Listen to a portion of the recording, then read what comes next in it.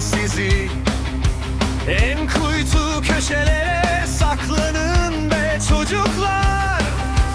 Körebe oyununda bağlı kalsın gözünüz. Kirlenen bu dünyayı görmeyin be çocuklar. Savaşlarla dünyayı çevirdik cehenneme. Canlı cansız demeden acımadık kimseye. Barış güvercinini öldürdük bile bile.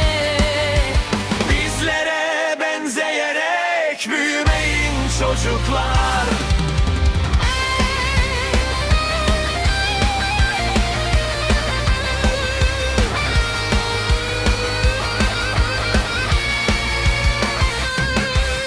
Güneşi avuçlayın küçük ellerinizle. Doldurun bulutları boşalan heybenize. Uçurtmaları salın masmavi gökyüzüne. Yalın ayak kırlarda koşun koşun çocuklar. Aydınlığa tutunun, boş verin geceleri. 40 yerinden kırılsın karanlığın elleri. Beklemeyin gelmesin yeni doğum günleri. Üflemeyin mumlara, büyümeyin çocuklar.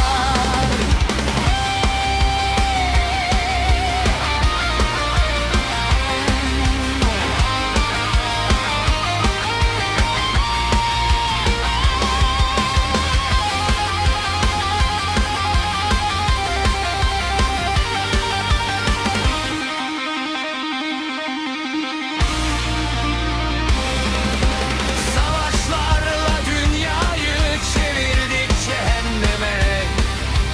Canlı cansız demeden acımadık kimseye. Barış güvercinini öldürdük bile bile. Bizlere benzeyerek büyüyün çocuklar.